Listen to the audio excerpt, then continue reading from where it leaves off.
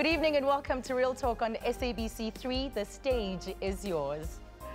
This evening, we're getting real about the issues of family tax. How many people are currently relying on your income?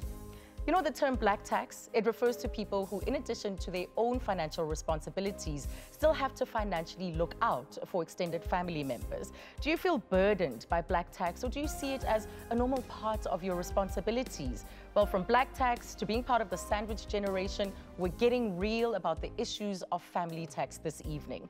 We have guests that are here to share their own experiences, but we'll also catch up with wealth coach and founder of the Next Chapter Wealth Partners, Samke Mhlongo. So how honest are you about the personal burden of family tax? You can tweet me at Real Talk on 3 or send a 20-second WhatsApp voice note on 072 4455 835 to share your story. I have 5 people who actually rely on my salary every month. The 5 people that rely on my salary, only one is my actual dependent, and that's my daughter. And the rest is my mom, my dad, and my little brother, who's not little. He's 35, lives at home. So I consider him little, but he's unemployed. So there's 5, but to be honest, I only have one person I should ideally be looking after. So I'm an only child, so I'm in a very lucky position that I don't really have to give anyone money from my salary each month. I do live at home with my mom, so obviously it saves a lot on like rent and food and actually everything. So luckily that's like a big bonus for me. So I do help my mom out and I try and give her money each month. She does work, so does my dad.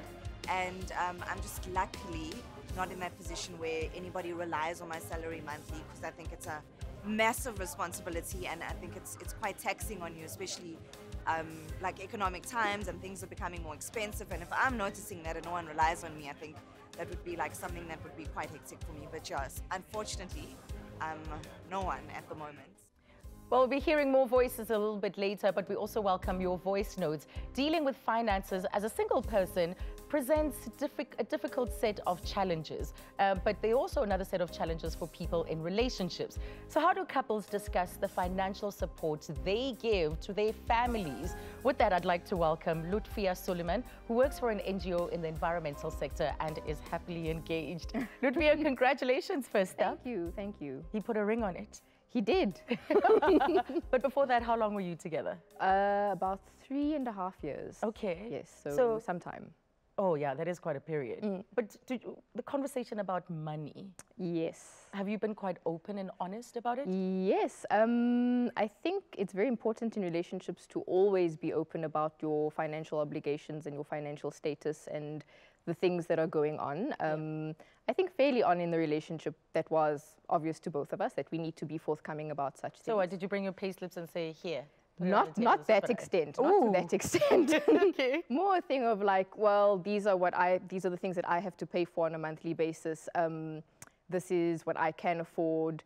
And also, it's a lot of the time, it's sort of the unsaid things of your partner maybe picking up a bill, or you deciding, okay, you know, I'll pay for the more expensive things, I'll pay for the less expensive things because I have more means, or I'm struggling this month, or things like that. Yeah, so it's important to be very honest. Must. You must be honest and open. Of course. Do you support any of your family members financially? I do help out. I wouldn't say completely support. I do help out my mom. At the moment, I am the only employed person in my household. So I have been helping out my mom for some time, just with things like the bond, sometimes food, sometimes medication, etc. Yeah. And would you say a fair amount of what you earn goes towards these responsibilities? I think I would say that it feels like more than it is, probably. Because a lot of the time, it's sort of once you finish paying for your own expenses and you think, oh, I'll have X amount of money left, it's like, actually, that's got to go towards important, obligatory things that are really necessary to help your family members out. So I don't think it is that much, but once you cut away your own medical aid expenses, your own, it does come down to you making sort of choices of like, well, do I go and save it? Do I invest? Do I open a savings account? Do I put it into a pension account? Or do I just say, there'll be years when I can do that? Later. Yeah, you always later have on. to almost postpone the wealth ambitions that you have. Yeah. Wow. Yeah. And does your fiance as well? Does he support extended family members? No. He's quite lucky. He pretty much just looks after himself. He sorts himself out. So he's comfortable in that regard. His family members are working as well. So he doesn't have the same pressure that I do, but he does understand the pressures that I have. Yeah. I see. So it never comes up, as in from his side, to say, No. well, if that wasn't the case, we would be able to go on that holiday. No, if no, you no, weren't no, paying no, for no, this, no. we would be able to do No, this. no, not at all, not at all. he's Look, to quite be honest, I understanding. think the level of black tax that I am dealing with is vastly different to what I think a majority of young black people would be dealing with. Yeah. My mother did work for a long time. We do have a house. You know, there are these things. I was able to study and so on. And so what we supporting is very different to maybe what somebody who comes from a rural area but is studying in Johannesburg has to deal with. So I think that's an important distinction to make. Yes, so you have that perspective. No, You're of course, aware that your It's position a is very far different more position than others. Yes. Right. Yeah. But I mean, paying for a bond is a big deal. It's a big deal. Yes, it is a big deal. But it is what it is. Yeah. So did you see it as just powerful cause, that this is what I will have to do, this is what I'm going to do? Or was there a time when it felt like, oh, I really wish I didn't have to? I think in the beginning it was just something that I did without thinking. Yeah. I was living at home as well when I first started chipping in for the bond, so it was something that felt like, okay, well, I'm living here, I need to also be doing this. Then I actually lived overseas for a while, and it was sort of the situation of sending money back home. And maybe that's when I first thought of, okay, you know, it's a very selfish thought. I want to say that it is a selfish thought, because I do think we do have an obligation to help out our family members. But okay, if I wasn't sending money back home, what would I be doing with this money? Would I be saving for a car? You know, things like that. And it's something that you just have to reason out with yourself and decide, okay, what really is important to you? What can you afford to do without? And are you maybe just being a little bit too ambitious at this time with the money that you do have? And what happens when the month is really tough? You go without the things that you would like? You make it stretch. You find ways to make it work. You ask for that upgrade on your credit card, that temporary loan. You know, on the FNB app, it's that little strap that comes up. Yeah, I think you just find ways to make it stretch. And I wouldn't say I would go without necessities, definitely not. Luckily, I'm not in that position. But it is sort of like, maybe you're going to not go out, or you're not going to go to this theatre experience, or it is things like that. You do have to consider that. But I don't think that's a very big deal. So as a result, though, has it made it possible for you to save? Or is it about not being able to save as much as you would like? Would you say that you have invested, that you are saving, and you're managing all these different aspects to your finances adequately? I think that I think this is the first year that I've actually been able to, as little as it is, put away money with a long-term view to saving. This is the first year? Yes. Prior to that, I was also unemployed for a short while, so money that I had saved I had to use during that period. But this is the first year that I've actually been able to, even if it's 1,000 Rand a month, just be like, put it away, put it one side and not touch it. And it's hard. It is hard because the temptation does come up. It's like, well, do I pay off my varsity fees and graduate sooner? Or do I just say, actually, I need to save long term? Those fees, month by month by month, they'll get paid off. So with your friends, what is the conversation around family tax? Are you aware of other people who are burdened, if not like you, or yes. I think this is where it maybe comes down a lot to demographic. Depending upon who I'm speaking to or which group of friends I'm speaking to. My varsity friends, I mean, a lot of the time your varsity friends are obviously more well off than you are. But it is something, I know I'm aware of several very close friends who do have to put away for the family, save for the family. Some who have also gone overseas just to make ends meet and seek out better paying jobs overseas. Just to be able to do this comfortably. I know talking money is a hard topic. It's a hard thing for anyone to just come out and talk about the rands. So thank you very much. Thank you. Well, after the break, we're joined by wealth coach Samkem Hlongo to get insights into the issue of family tax. Stay with us.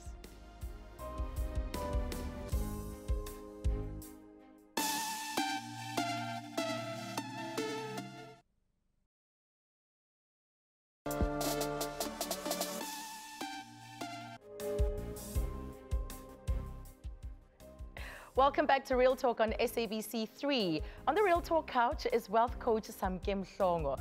Hello, Samke. Hi, Azania. We were in a panel together, and I know you can get very real about money. You talk real. Yes. Because there's all this advice out there. Yes, it's prudent and it's important, but we also have to understand that there's emotion attached to money, how we feel about ourselves, how we feel about our prospects in life. A lot of it is tied to money. Oh, absolutely. I mean, we are not computers. We're not logical. Most of our money decisions are quite emotional and are based on our biases and prejudices. I mean, I was listening to Ludwia just now saying, I'm scared to say this because it sounds selfish, but, you know, I was thinking there's so much more I could be doing with the money I'm making whilst I'm overseas, and it's not selfish at all. You know, it's her bias that it is selfish, but actually, every person who generates an income has full rights and responsibilities of deciding how that income will be spent and directed. Wait, when you say it's not selfish, I want to stay at this point for a little bit, because there is this level of expectation. There is maybe the sense of responsibility for those that have helped you to get to where you are in life. So you feel that you owe them something.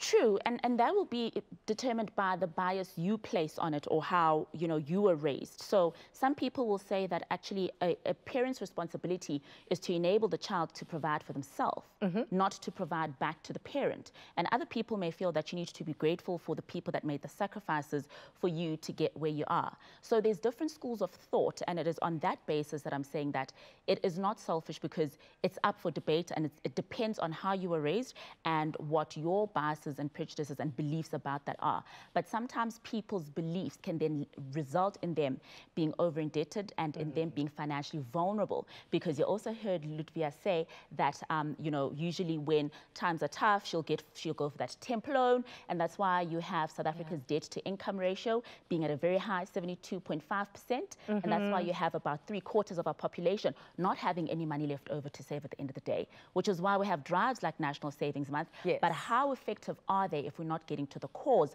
of the inability for South Africans to save? So that inability in relation to black tax, where do you lay that? Where do you place that?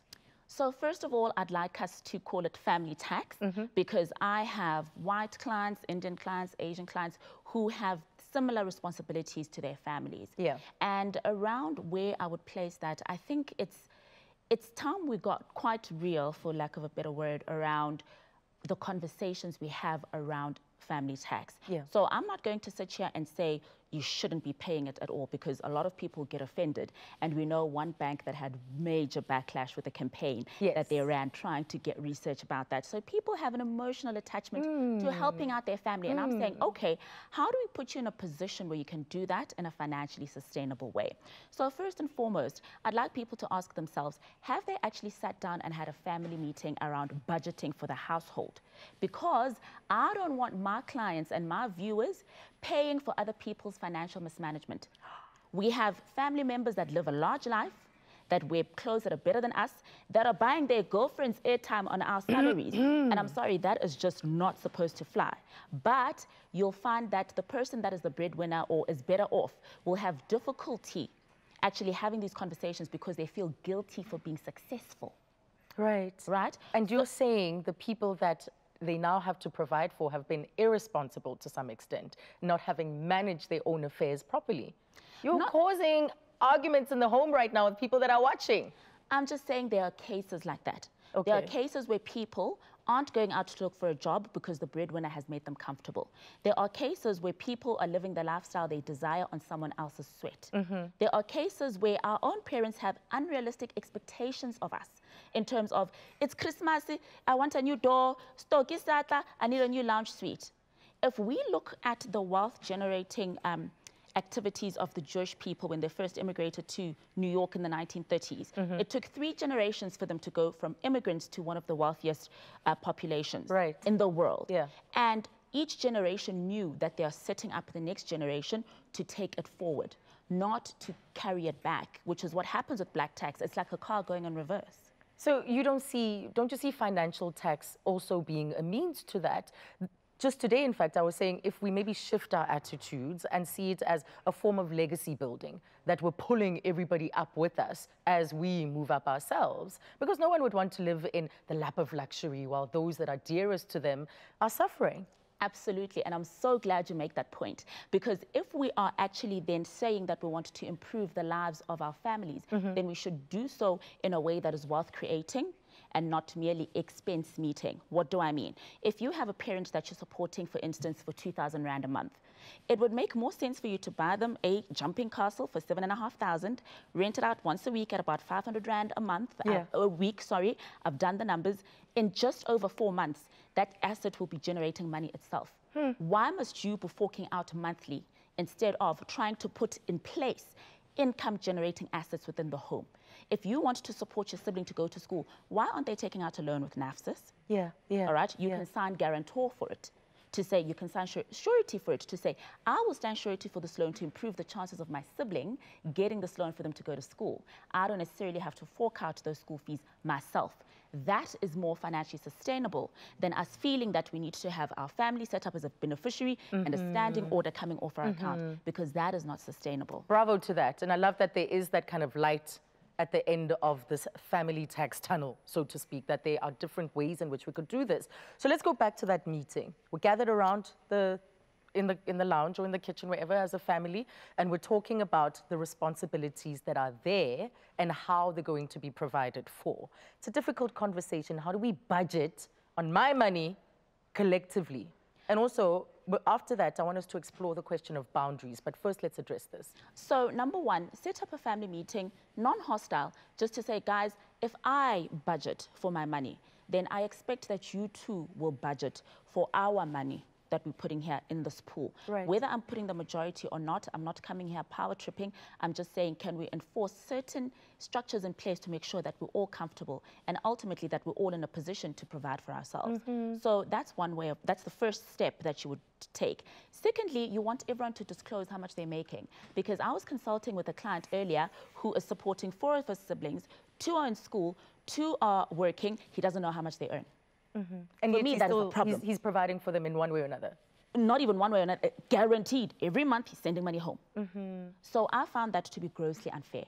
I said, set up a family meeting, find out how much everyone has to contribute to the pool, and then you will then obviously fund the difference. But number 3, look at the expenses as well, because you cannot manage what you don't measure. You know, if you don't know how much is being spent on food, on electricity, on transportation, on clothing, on entertainment, then you cannot simply manage it, because you don't know if it's being grossly overstated, if you don't know if people are being irresponsible. Absolutely. Right? Absolutely. And then thirdly, you then agree, what is our target as a family? How are we going to live? And you can even build in rewards to say, if we stick to a budget every year, at the end of the year, we can all do 1, 2, 3, 4, 5 at Christmas, or everyone gets to pick clothing for 1,000, whatever the case is. But you can make it fun and also make it rewarding, so people know that you're not coming here to cause an upset. And you don't build up that resentment. You don't build up that resentment. I wouldn't want you to I think do we could that. talk all day. I want you back on the show. I want you back a little bit later, because there's still so much to talk about. Well, family tax can cause many hurdles within the structures of our society. And young people often find it very tough to overcome these and gain access to a better quality of life. So coming back, we have more on this topic. Stay with us.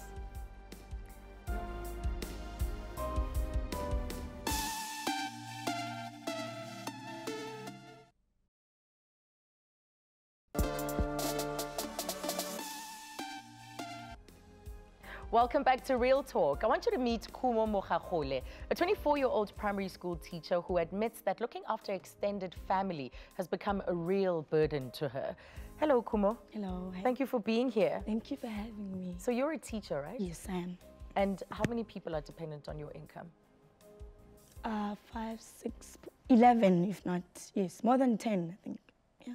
Wow. Yes. Is this right through consistently 10 or so, or does it change from time to time? No, it changes. It just becomes a little. Yes. And who are those primary people? I have 5 siblings, and I have 3 sisters, and I think they have 2 kids each. Yeah. So it's my 5 siblings and my grandchildren somewhere there, yes. Okay. And you provide for all of them? Yeah, you can say that. In what form? I help out at my family, so I'm the one who's working family, so everyone will just ask for something. Yes, Yeah, yes. during the month. Yeah. Okay. And so they all have children? Yes, my 3 sisters, yes. Okay, and you have a brother. Yes, a younger brother. How old is he? He's turning 22. Oh, okay, and do you support him as well? Not really, I just lend him money. I lend him now. You lend him? Yes. Whereas before, what was it, just a, Yeah, just a gift? Yes. So how do you feel about this tax on your financial situation? It's really becoming a challenge because now you have to provide for people, and then you just have whatever that you want. You just have to wait because there are people who depend on you. So yeah, it gets frustrating at some point. You just hate yourself at some point. Yourself? But you just hate yourself. But you can't choose where you're born, I think. Yes. Yes. Why would you hate yourself? One would think that resentment builds towards the other people. I don't necessarily hate people around me. I just get angry at myself. Why me? Why can't? Because I have so many teacher friends. I have my friend Nalid who's working, and then she's just things are happening for her. Yeah. And then with me, I just have to slowly getting there. But we're getting the same salary. It's just that I do different things in my household. I can see that it's quite upsetting to you. It gets worse now. I'm better. You're better. Yes, it gets worse. Like at the time it was, but now it's becoming. Because I have a voice. So yeah, so I'm like, yeah. So before, are you saying that you weren't able to express how frustrating it used to make you? I can't, because I don't even think my mom knows that I'm here now. I can't really explain it to somebody because people will be like, but your parents took you to school, so it's you understand that. So I can't really tell people how I actually feel, how the burden is, because like I don't want to be judged like, no, what's the weight, and then why are you not helping out at home? But they don't understand while you're at school for 4 years, you're just having noodles and incomas, you're suspending everything. Now you're working, you just want to buy the chocolate, you just want to buy the strawberries, but you can't because you have things to buy. Are you denying yourself right down to a bar of chocolate? Yeah, it used to be like that. Not anymore. Okay. Yeah, but yeah, it used to But be. there are a lot of things that Yes. you've denied yourself. Yes, like a car. I can't. Think, yeah, I can't really afford. I can afford one, but I can't buy one. Yes. So why do you think you've been unable to express to your family how this makes you feel? I Not don't. even to external people per se, but to your immediate family, those that you are supporting. What do you tell them? That you're working, that you can help? No, you can't. It's like we're expected to support our parents, our siblings, or whoever. I think we are expected. At the end of the day, you understand. So, Uring, what are you saying? Because when you graduated, it's more of okay, at least this. Because I'm the first one to go to university. Yeah. We are 6, and I'm the first one. How did you get through varsity then? I applied. I remember I walked from Joburg to APK to apply for, and then I applied who for find. Was it a bursary? Yes. Okay. Yes. So yeah. So like when they finally realized that you're done studying, at least there's somebody in the family who's going to. So you become, you understand? So yeah. So everybody's hopes is on you. Yes. How do the requests come up? Is it a call to say, I need 100 Rand, please e-wallet me? How does it happen? Okay, others take buying stuff at house. You can expect my mom to say, Kumo buys this and that. Yeah. I like that one, I feel that I should. But you find that somebody borrowing something, somebody asking for, I don't know, some 200 for something else or whatever, and you can't. These are my sisters. I'm a 5th child. These are my sisters. How do I say, Akenayon? In house in Iona? Yes. What happens? I think they know that I always have something stashed somewhere in my bank, in my bag. So, yeah. So there's always they know like let's plan. Because I've always been that child. In university, I was working. I was a working student. Yes. So my mom knew that Kumo will make a plan. Because I've been working ever since. I didn't work first year.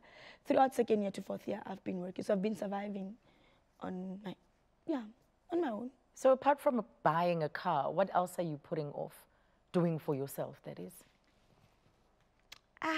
Are you saving? Yes, I am saving. I'm safe. I taught myself to save. It's not something that you grow up with. What you save, because what you have is what you use now. I taught myself to save, so I'm saving around 30% of what I'm getting every month. Wow. Yes. So you're very good with money. No. Exceptionally good with I money. wouldn't say that. Someone who saves 30% of their salary, Kumo, Yeah, is doing really well. Yes, I'm just trying. No, because that is the advice, that you save at least 30%. So where is the end of this? I don't think. Do you see an end to this being your reality, or are you saying this is lifelong? The No. expectation is lifelong? I think it's lifelong. It's never going to end. Because remember, some of these things, they don't really ask you. It's just something maybe, if maybe I've tiled on the floor, somebody will just make a comment. You don't give a rek, I give a so you're like, oh, you don't understand, and then you end up doing it. I don't think it will end, because I'm trying to move out now as I speak. But moving out, it's because, like, I'm thinking I'll have 2-3 households now that I'll have to take care of. So, Yes, you've resigned yourself to it. This is your reality. yeah, maybe when I get married, maybe. maybe when I get That's married. the out Yes, that maybe. you're hoping Just for. maybe. Okay. Well, Kuma, we're going to continue with this conversation, and we'll bring some as well on the couch. But July, just to remind you, is observed as National Savings Month in South Africa. But how do we begin to even think about the capacity to save when salaries are just so much under pressure? Samke is coming back. She'll be joining us on the couch, and we're also looking forward to your voice notes to share your experiences, or if you have any questions.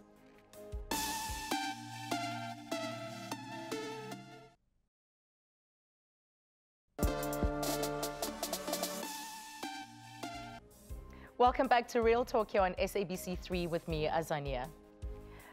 Well, we're in conversation about the issue of family tax and what it is and how it affects our daily lives. But back on the couch now to share her invaluable insights is leading wealth coach and founder of the Next Chapter Wealth Partners, Samke Mhlongo, as well as Lutfia Suleiman, who shared her experience earlier on. They join Kumo on the couch. Ladies, thank you for coming back.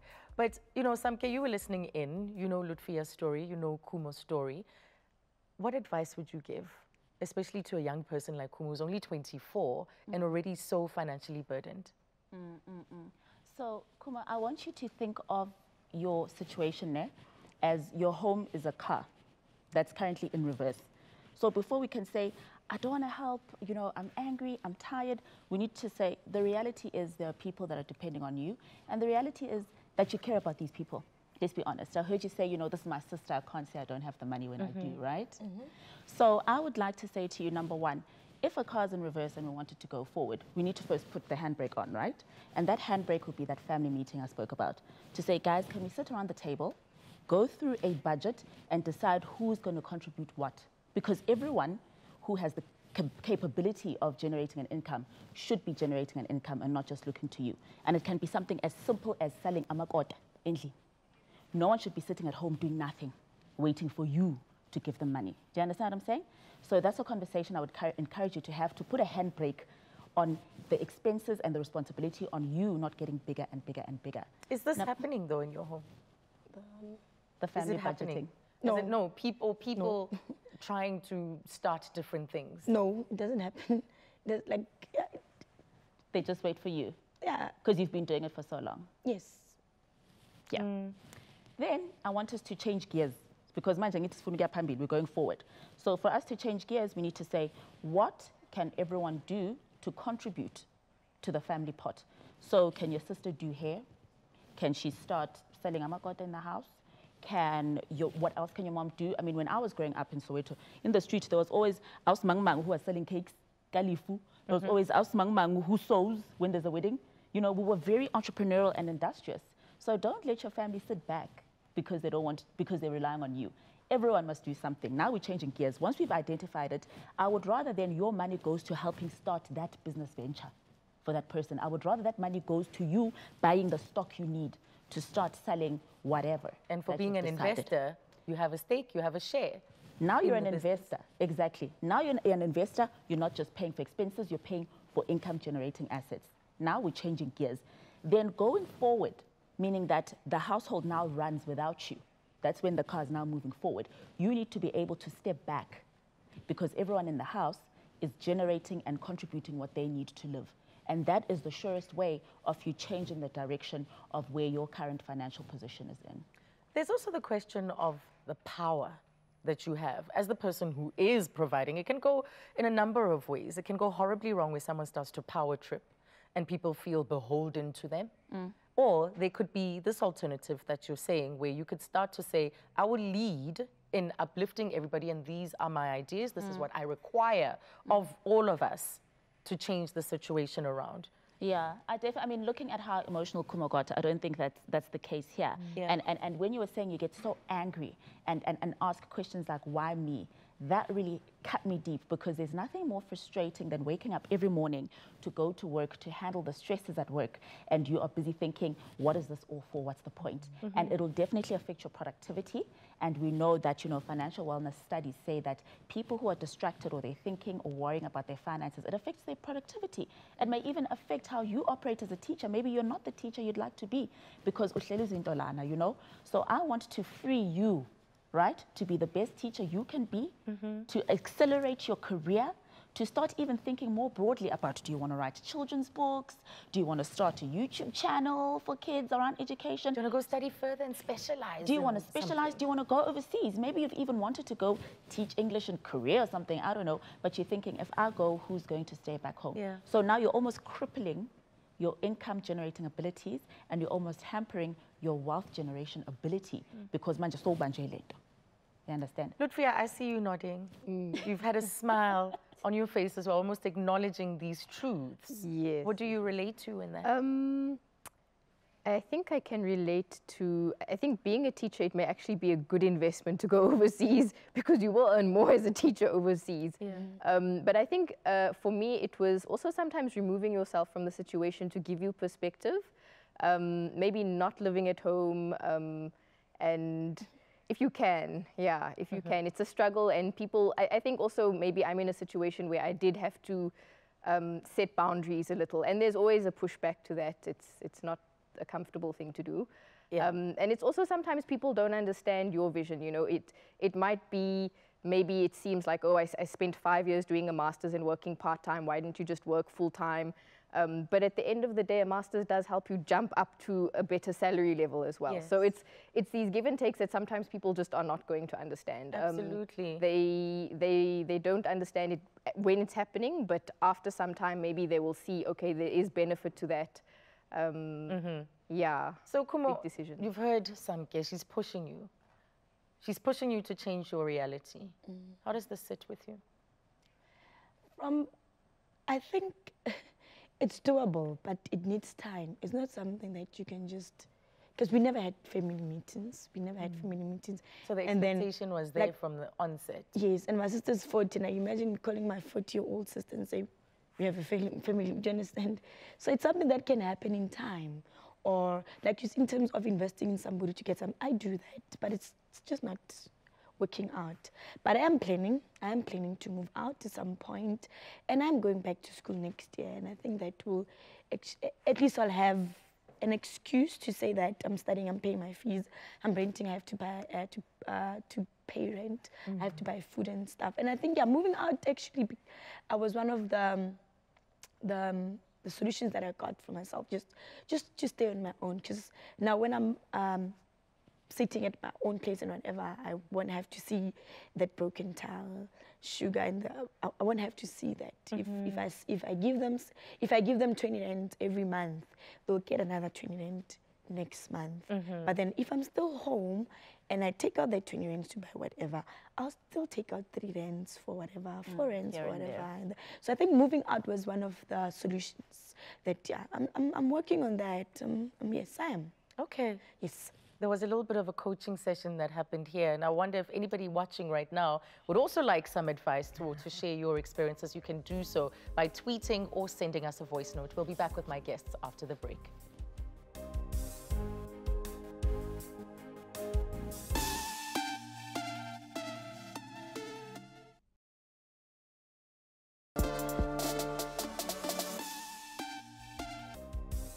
welcome back. Well, we all have financial responsibilities, as we heard on the show today, but there are those easy general rules we should all be reminded of, especially when handling issues of money and extended family. Well, Samke will share a few of those tips with us in a moment, and we'll take your voice notes. But before she does, here are a few more insights on what people had to say about family tax. Take a look.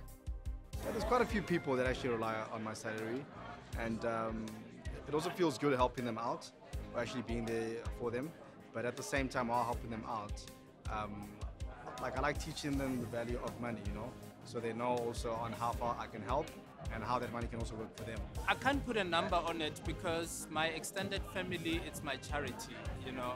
I mean, charity begins at home, and you know that you always get all those cousins that would say, I don't have electricity, I don't have groceries, and some of them are still going to school.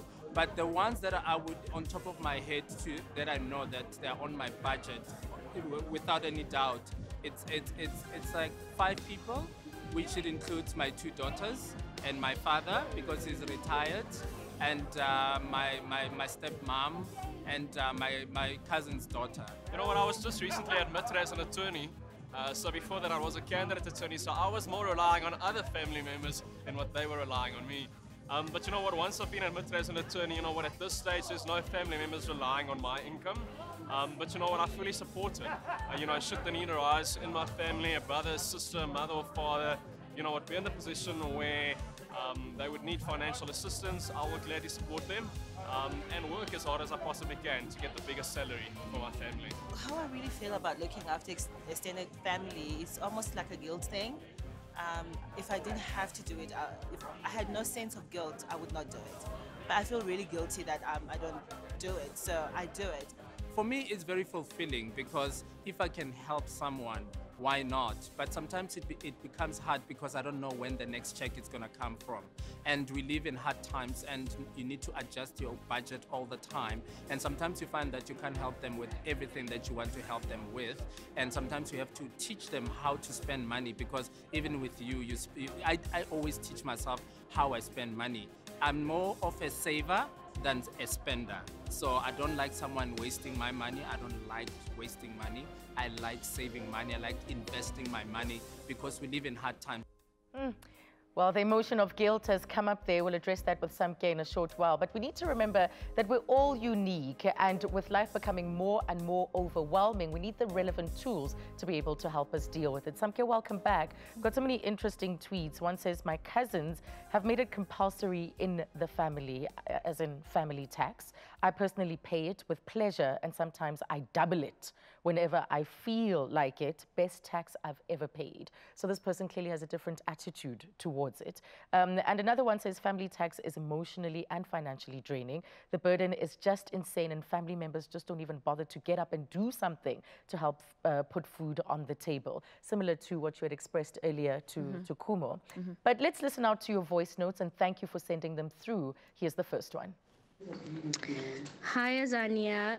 My question is it true that single people are the most broke because they try to maintain the same living standard as couples with 2 incomes?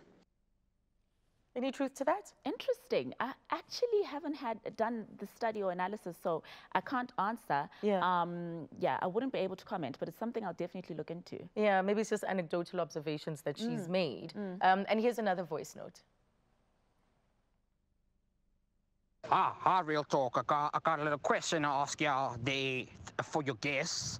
I just want to know, if we're putting the family down on the table to discuss finances, do you think it's the right thing to do? For instance, if mom and dad and I have a mom and a dad and I have 4 other brothers, is it the right thing for all 5 of us as brothers to reveal our salaries and what we get per month so we can contribute to the family more? Or do you guys think everyone should just give what they need to give to support the family? Okay, thank you for that, delivered in quite dramatic fashion. So just the idea of laying open your finances in front of everybody else, it can make people quite uncomfortable. It can, and I guess, you know, there's no one right or wrong answer to this. So it's more around the principle to say, let's get real around what do we have in the pot, and what do we have to spend on. So you may not even find that you all need to disclose all your salaries, but if maybe you are, if mom and dad are the ones being supported, and you kind of know that brother 1 earns more money than brother 2, or brother 3 is kind of more affluent than brother 4, you can then say, guys, the difference or the deficit in the household budget, how do we split it? Do we split it percentage-wise? Can we all afford to carry it, the actual rand value that is short in the household? And what are you prepared to do? What are you willing to do? Yeah, who's comfortable, who's not? I mean, there'll be an element of trust. You'll think that you can trust your brothers to tell the truth. And if someone is uncomfortable, if someone says, look, guys, unfortunately, I can only, provide X, then we need to respect that as well. So I don't think that we all now come in with our pay slips and bring our wives' pay slips and our side checks, but we just, it's the principle to say, let's be honest around what's in the pot and what needs to be serviced. Yes, and on my budget is my rechte and my side chick that I need funding for. Right, here's another voice note. Hi, Azania. I just recently got married, and my husband, he's still supporting a lot of members of his family, and I'm just now worried, thinking ahead of our future, if I'm suddenly going to have a conversation with him when we start having our own family, to say, but you need to be responsible to our new family. So how do I have that conversation with him? Back to the couple. I actually know a guy who felt so pressured by his girlfriend because he was taking care of his mother that it led to the demise of the relationship. He couldn't move out, he couldn't stop supporting her, but the girlfriend had expectations of what they could do together, the holidays, the moving in together. So how should couples approach this question? So first of all, to our viewer, please don't wait until you have a baby to have this conversation. This is a conversation you should be having now. In fact, this is a conversation you should have had when you got engaged, to say, how will our family finances look? And this is the place where you both pull out your pay slips. I mean, if you're walking down the aisle, honey, and you don't know how much your husband earns, trust me, what has happened before marriage tends to get worse in behavior after marriage, So if you're not comfortable having that conversation before walking down the aisle, then there's some serious problems there, because the top 3 reasons that people get divorced: infidelity, finances, and I can't remember the third one. Okay. Doesn't matter. But finances is one of the top 3. But is it fair then for someone to put pressure on the other to stop supporting or to stop paying family tax? Is that reasonable? That pressure would come from the fact that there's a difference or a disparity between your expectations and the reality, because that's all pain and frustration and anger and angst is. So there's clearly a certain expectation that this woman has of her husband and of the life they'd be living. I don't think she'd be having a problem if all her expectations were being met. Right. So now that difference is what will cause the angst and the frustration and may lead to then cracks in the marriage that develop into a breakdown of the marriage. So she should have that discussion now, so that she knows that when baby comes, she's lowering her expectation, or then she's having a conversation to say, all right, can your man, your husband, support his family and still meet the needs? Okay. Okay. Got you. Got you. Gosh, this is going to require much more extended conversation about how we manage our finances. We've run out of time, sadly. Oh, we could go on for days. But there's always something you can start doing differently from this very moment when it comes to your finances. So let's be mindful of that. There's something you can do. Remember that. But thank you to all of our guests for joining us today. Thank you for all your voice notes and your WhatsApps. And from me and the Real Talk team, it's good night. We'll see you tomorrow.